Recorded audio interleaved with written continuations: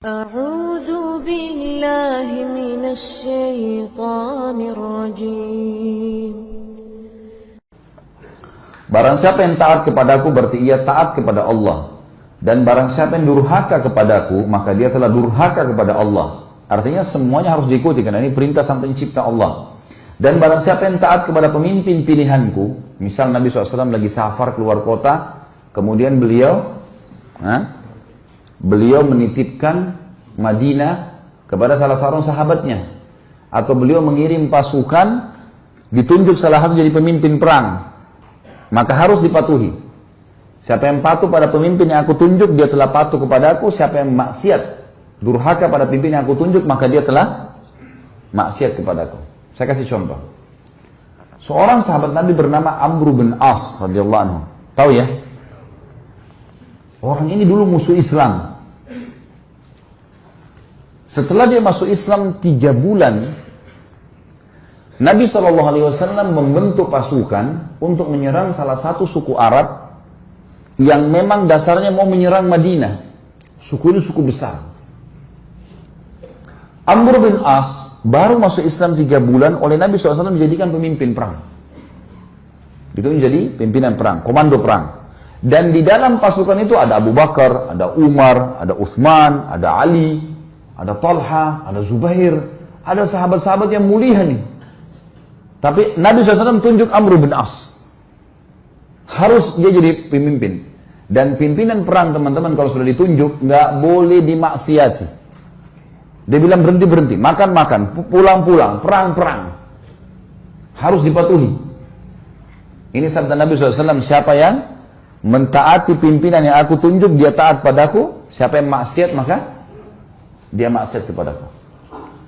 Teman-teman sekalian, waktu itu pasukan dikirim, tempatnya jauh, musim dingin. Zaman dulu orang kalau musim dingin hangatin diri, dan teman-teman kalau tahu, saya subhanallah waktu hadapin musim dingin di Madinah karena 7 tahun di sana. Kalau musim dingin dan kita pergi ke daerah padang pasir, teman-teman, luar biasa, menusuk ke tulang. Dingin sekali. Sampai di kampus saja, di kampus sudah masuk kota Madinah, banyak bangunannya. Itu kalau kami mau tidur, biasanya saya dulu pengalaman gitu sama teman-teman, selimutnya didudukin dulu.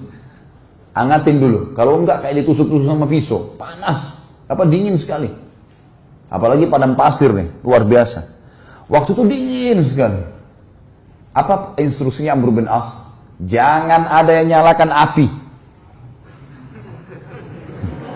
Gak boleh ada yang nyalakan api. Umar bin Khattab tahu, ini Amr bin As ini, kalau bahasa kita anak kerucun. Baru masuk Islam 3 bulan mau ngatur-ngatur gimana? Dan dulu musuh Islam ini. Amr bin As ini perlu antum tahu ya radhiyallahu anhu, beliau yang diutus oleh Quraisy ke negeri Habasyah untuk menjemput Ja'far bin Abi Thalib dengan teman-temannya kembali ke Mekah baru untuk disiksa. Tapi dia masuk Islam di tangannya Najasyi. Kaget dia, kok Najasyi raja itu bisa masuk Islam? Akhirnya dia belajar, dia masuk Islam gara-gara itu. Kata Umar, hai Amr, dingin. Kau larang bakar api, gimana ceritanya nih? Kata dia, instruksi kok nggak boleh bakar api. Coba bayangin, Umar bin Khattab ini 1 kali di box Amr ini bisa mati. Orangnya tinggi besar. Emosi Umar, tapi ditinggal. Ke Abu Bakar, ya Abu Bakar, Amr ini nggak, apa ini anak baru kemarin masuk Islam, sudah gini instruksinya gitu. Abu Bakar bijak. Hai Umar, Rasulullah SAW tidak menunjuk dia, sementara ada kau dan ada yang lain-lain kecuali memang dia yang paling pantas. Ikuti dia, berarti mengikuti Rasulullah SAW. Diam, sabar. Umar sabar. Besok pagi, menjelang subuh, pimpinan perang teman-teman, itu dia yang harus jadi imam. Gak boleh orang lain.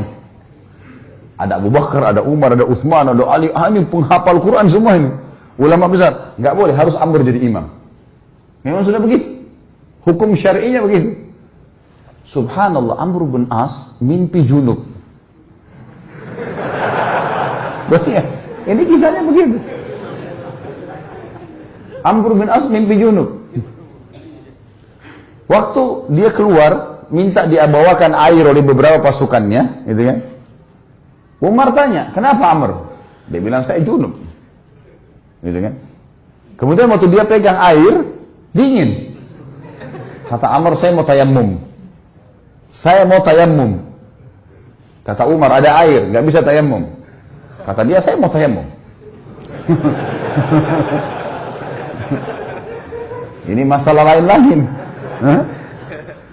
Tadi malam sudah buat orang kedinginan, sekarang masih ada air, tak mau tayammum. Ini orang baru masuk Islam, mu'allaf ini. Umar sudah jengkel nih. Abu Bakar lagi. Gimana nih Abu Bakar? Ingat. Ini utusan Rasulullah SAW. Jangan kau bantah. Baiklah. Jadi Amr bin As jadi imam mandi tayammum. Padahal ada air. Luar biasa. Ya. Sudah selesai sholat, kata Amr, saya takbir, serang. Takbir, serang. Memang ternyata pasukan ini, kelompok ini, ya, suku ini jumlahnya kalau mereka nyerang Madinah bisa mengalahin Madinah semuanya. Nanti kan kita tahu alasan-alasan Amr bin As dan bagaimana Nabi SAW membenarkan dia. Diseranglah, ternyata hanya dengan kalau tidak salah 300 orang pasukan berhasil mengalahkan suku itu. Dan Amr bin As mengatakan, ingat, setiap orang kalian harus berjalan sama temannya. Nggak boleh pisah. Bersebelahan terus, dia harus dampingi. Sekarang pilih teman masing-masing. Jadi 300 orang tuh pilih teman. Selalu berdekatan, serang musuh berdua, nggak boleh pisahin. Jangan tinggalkan temannya kalau dia masih belum selesai duel atau berperang. Itu instruksinya, karena ini malam, gelap. Baik, pergilah ke sana, perang, dan berhasil menang. Kocar kacir nih suku nih. Kocar kacir sukunya, lari semuanya. Para sahabat mengetahui mereka kocar kacir, dengan semangat serang, takbir, kejar. Kata Amr, tunggu. Jangan ada yang nyerang, San. Tunggu di sini. Umar balik lagi. Hai Amr, musuh udah kalah. Tinggal kita kejar, tebas nih. Tidak bisa, instruksi tunggu sini. Tidak boleh kejar musuh. Kumpulin ghanimah yang ada sekarang, pulang Madinah. Tentu sahabat-sahabat yang lain yang didukung siapa kira-kira? Amr atau Umar? Umar. Karena mereka tahu siapa Umar gitu kan. Mereka juga tahu siapa Amr. Pikiran mereka ini Amr ini 3 bulan yang lalu perangin Islam. Ini musuh besarnya Islam ini dulu. Baiklah, pulang pasukan ke Madinah. Baru turun dari kuda, Umar langsung, ya Rasulullah, ini Amr buat begini. Tidak boleh nyalain api, kita lagi kedinginan. Malam-malam dia mandi junub, tidak pakai air, tayammum. Kemudian musuh kalah, kita dilarang pergi tangkap musuh. Padahal itu kan ghanimah. Musuh yang lari itu kalau ditangkap kan jadi hamba sahaya. Bisa diperjualbelikan. Lalu Nabi SAW tanya di depan mereka semua, hai Amr, keluhan sudah sampai kepadaku. Apa jawabanmu? Ya Rasulullah, pasukan suku yang kita serang ini adalah suku yang jumlahnya kalau semua berhasil menyerang Madinah keesokan harinya habis kita nih. Pasukan perang jumlahnya banyak. Kalau kita nyalain api, mereka tahu kita ada, habis 300 orang lawan sekian ribu, gimana caranya? Kata Nabi SAW, benar. Lihat, Nabi SAW tidak salah memilih pemimpin. Nabi bukan orang bodoh. Wahyu dari langit nih. Yang kedua, kenapa kau mandi junub dengan tayammum? Ya Rasulullah, airnya seperti es. Kalau saya mandi, saya bisa sakit, mati. Saya pemimpin. Kalau saya sakit, saya pimpin perang. Instruksi Anda, saya pemimpin. Nggak bisa, udara dingin di padang pasir. Maka saya tayammum. Kata Nabi SAW, kau benar. Umar yang tadinya marah, redam. Yang ketiga, kenapa kau biarin orang pergi, nggak ditangkapin? Ya Rasulullah, 300 orang. Lawan sekian ribu orang pasukan ini. Kalau kocar kacir pasukan saya, nyerang sana sini nangkap, kita akan dikalahkan pasti. Mereka bisa tahu jumlah kita, tapi kalau kita ngumpul, kelihatannya banyak. Dan target kan ngalahin mereka. Mereka sekarang sudah takut dan mereka gelap tidak tahu jumlah pasukan kita. Ngapain kita nyerang-nyerang sana? Toh ganimanya sudah ada. Target sudah tercapai. Mereka kalah, nggak usah buru-buru itu. Kata Nabi SAW, kau benar. Abu Bakar balik ke Umar. Nah, sudah tahu?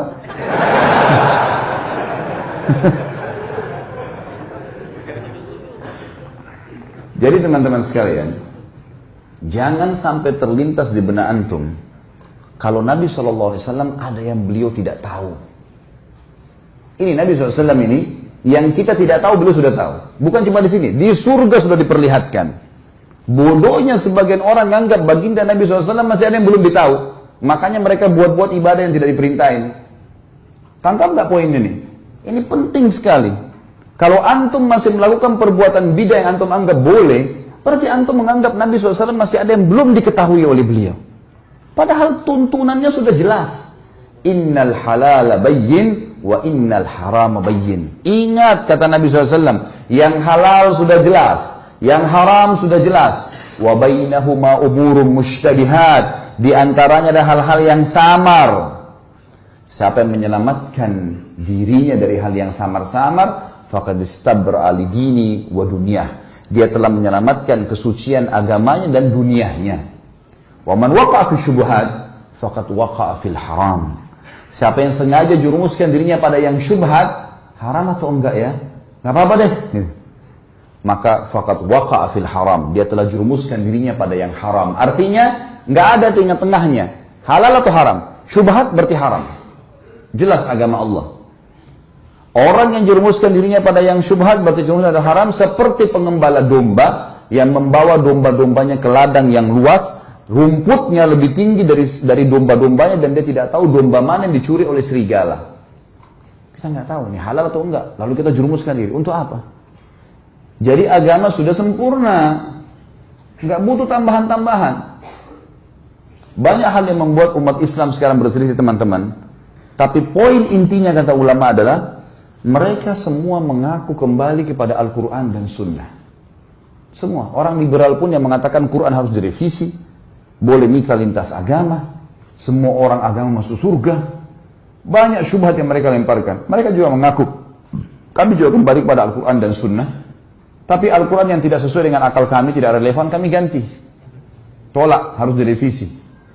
Hadis Nabi yang tidak masuk di akal, seperti lalat yang dicelupkan di air susu, kemudian bisa jatuh racunnya, bisa ngobatin, gak masuk di akal ini. Mereka tolak gitu kan. Semua mengaku berlandaskan Al-Quran dan Sunnah. Tetapi yang membuat mereka menyimpang adalah mereka tidak mengikuti pemahaman salaful ummah. Siapa itu? Sahabat. Mereka anggap ngikutin sahabat itu kuno. Di zaman Nabi SAW itu ya zaman Nabi, zaman sekarang beda, harus diubah. Dan itu yang dikembangkan oleh Kemal Atatürk di Turki. Sampai mengatakan ada istilah Islam Arab, Islam Turki, Islam Persia. Sekarang Indonesia kan baru kena penyakit itu, Islam Nusantara. Zaman dulu sudah ada ya.